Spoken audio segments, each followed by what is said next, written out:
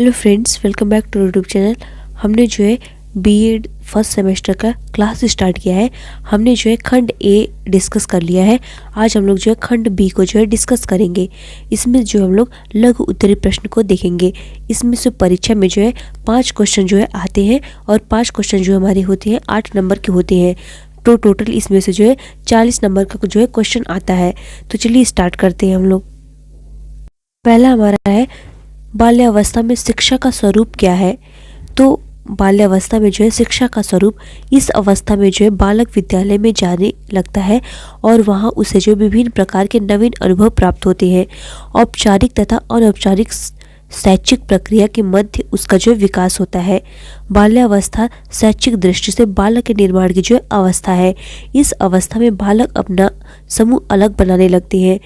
इसे जो है चुस्ती की आयु भी जो है कहा गया है। इस अवस्था में जो है शिक्षा का स्वरूप इस प्रकार होता है।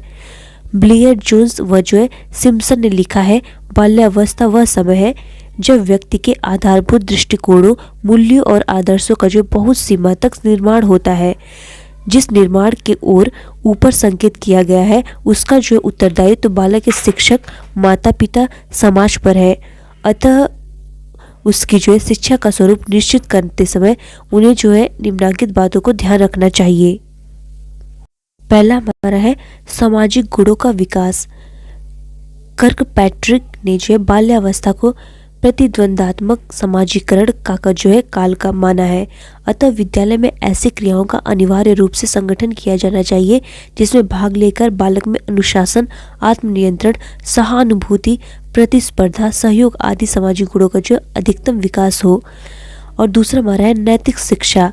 पियाजे ने जो है अपने अध्ययन के आधार पर बताया है कि लगभग 8 वर्ष का बालक अपने नैतिक मूल्यों का निर्माण और समाज के नैतिक नियमों में जो है वास करने लगता है। उसे इन मूल्यों का उचित निर्माण और इन नियमों के दृढ़ विश्वास रखने के लिए नियमित रूप से नैतिक शिक्षा दी जानी चाहिए। कोल सैनिक का मत है कि बालक को आनंद प्रदान करने वाली सरल कहानियों द्वारा जो है नैतिक शिक्षा दी जानी चाहिए।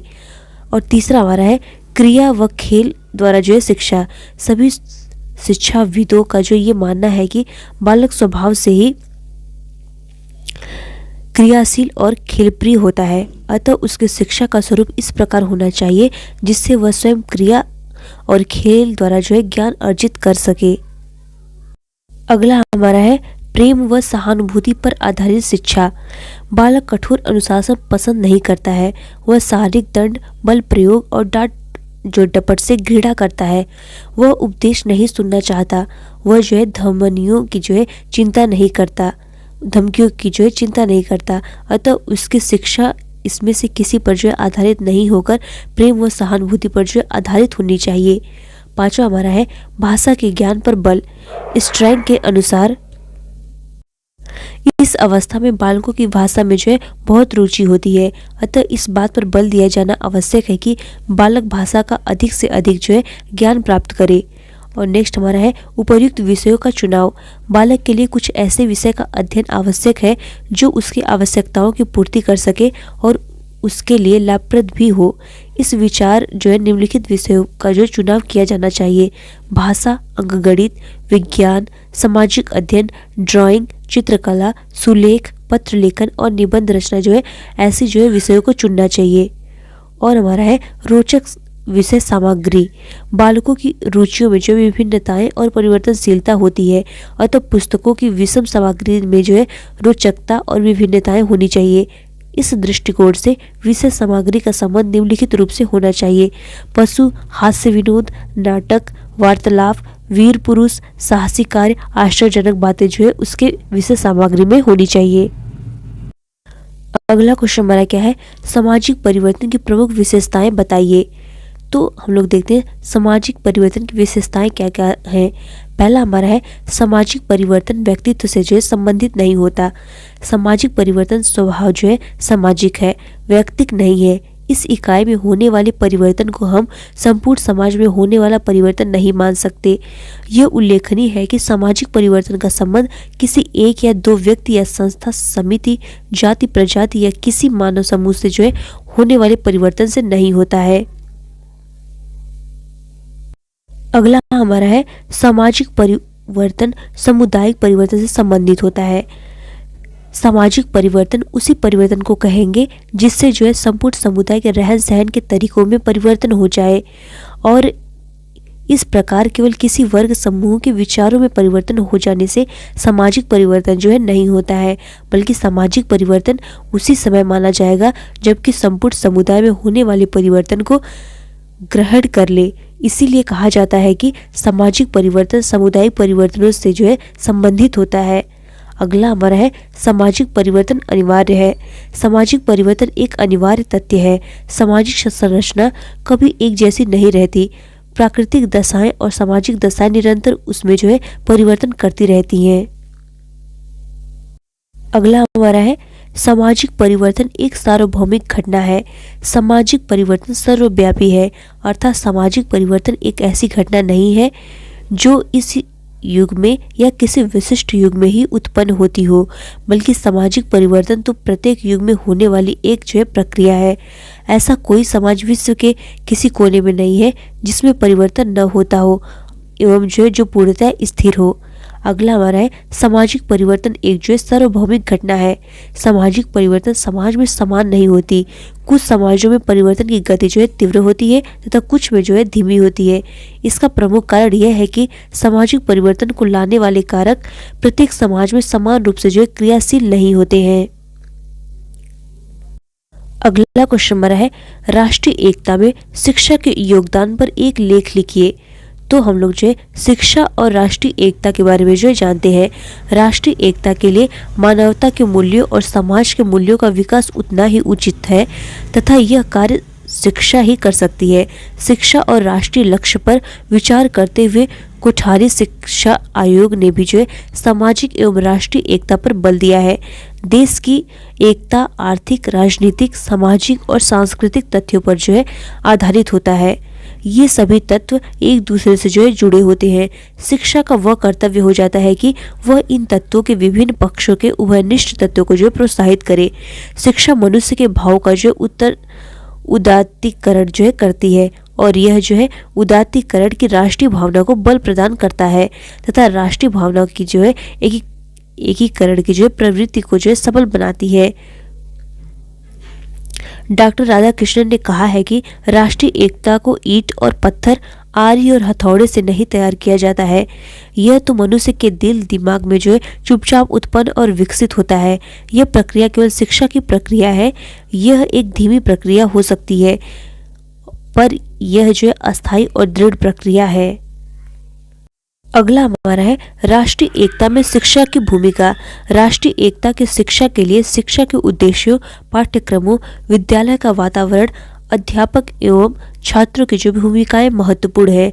राष्ट्रीय एकता के लिए शिक्षा के उद्देश्य जनतंत्र के मूलभूत मूल्यों, संविधान के मूल्यों, न्याय, स्वतंत्रता, समानता, भ्रातृत्व, धर्मनिरपेक्षता, सहिष्णुता तथा मानव गरिमा के प्रति श्रद्धा उत्पन्न करना राष्ट्रीय एकता की जो है भावना को सुदृढ़ बनाएंगे।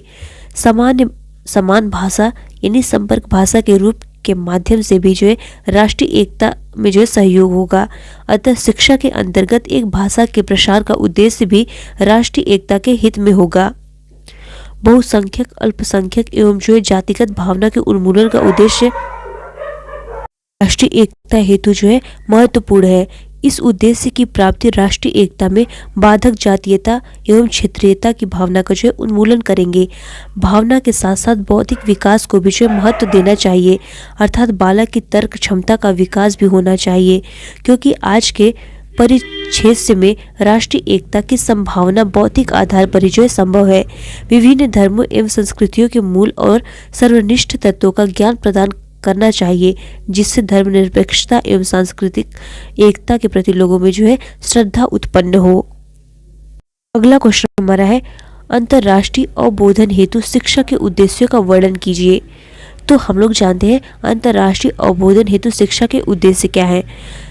प्रसिद्ध शिक्षा शास्त्री कमेनियस का जो है विचार था कि विश्वव्यापी विनाशकारी युद्धों से पूरे विश्व का विनाश हो जाएगा।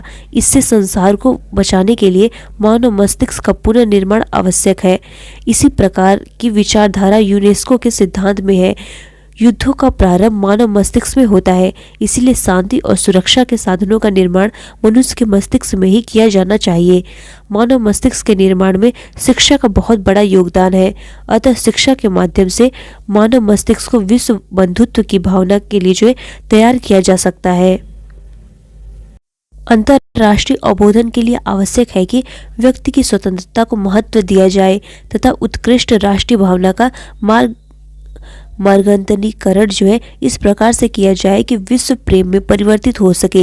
इसके लिए जो शिक्षा का आधार भावात्मक न होकर तर्कसंगत होना चाहिए, ताकि सामाजिक मूल्यों के साथ मानववादी मूल्यों को महत्व दिया जा सके।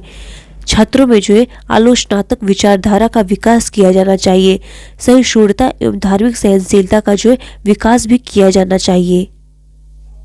अगला क्वेश्चन हमारा क्या है, पहचान निर्माण में वैश्वीकरण एवं तकनीकी किस प्रकार सहायक है, वर्णन कीजिए। तो हम लोग जानते हैं वैश्वीकरण एवं तकनीकी के बारे में। ऑनलाइन शिक्षा प्रणाली में विभिन्न प्रकार की तकनीकी का जो है उपयोग किया जाता है। ये तकनीकी आईटी और टेलीकम्युनिकेशन से जो है संबंधित होती है, जैसे हमारी software, computer aided assessment, email एवं chatting, animation, simulation, video, audio और जो है वीडियो कॉन्फ्रेंसिंग इत्यादि। उपर्युक्त विवरण से स्पष्ट है कि ई लर्निंग का आधार जो ईमेल होता है। इसके लिए एक कंप्यूटर या लैपटॉप के साथ साथ इंटरनेट से जुड़ी सभी आवश्यक तकनीकियों का जो है होना आवश्यक है। Chat cum multi user domains, Microsoft Word और ईएमएस की जो सुविधाएं ई लर्निंग लक्ष्य को जो है प्राप्त करने में सहायक है। इन उपकरणों के माध्यम से शिक्षक और छात्र जो है अपने समय, गति और क्षमता के अनुसार आपस में सूचनाओं का जो है आदान प्रदान करते हैं। आजकल ईमेल संचार का जो है सबसे अधिक लोकप्रिय माध्यम है। शिक्षक छात्रों को जो है नोट्स बांटने या प्रोजेक्ट बांटने के जो है इसी का प्रयोग करते हैं। और हमारा MUD और MOO के माध्यम से छात्रों के मध्य बहस को अधिक सक्रिय बनाया जा सकता है। यह माध्यम जो है जोड़ा जाता है। यह एक चैट द्वारा इंटरनेट की यूजर्स परस्पर संबंधित लोग एक ही जो है समय में सूचनाओं का आपस में आदान प्रदान कर सकते हैं। MOO किसी एक विषय पर ही जो है केंद्रित होता है, जिसे डायल लाइन टेलनेट के जरिए जो है पढ़ा जा सकता है। ई लर्निंग के दौरान लाइव या प्री रिकॉर्डिंग वीडियो और जो है ऑडियो का प्रयोग द्वारा इसे अधिक उपयोगी बनाया जा सकता है। वेब कॉन्फ्रेंसिंग और जो है online course management e learning को जो है आवश्यक बनाते हैं। ई लर्निंग के स्वर्णिम भविष्य को देखते हुए इसमें जो है अरबों डॉलर का जो है निवेश किया जा रहा है। ई लर्निंग द्वारा जो है शिक्षा संबंधी कई समस्याओं को जो है कम किया जा सकता है। आज उच्च शिक्षा को है कारपोरेट शिक्षा से जो है जोड़ा जा रहा है। कई विश्वविद्यालय कंपनियों के अनुरोध पर जो है उनके कर्मचारियों के लिए विशेष ऑनलाइन पाठ्यक्रम की सुविधा देते हैं। जैसे दिल्ली में रहने वाले व्यक्ति चाहे वो घर पे जो है इंग्लैंड, न्यूयॉर्क के किसी भी अन्य देश में ऑनलाइन शिक्षा जो है प्राप्त कर सकते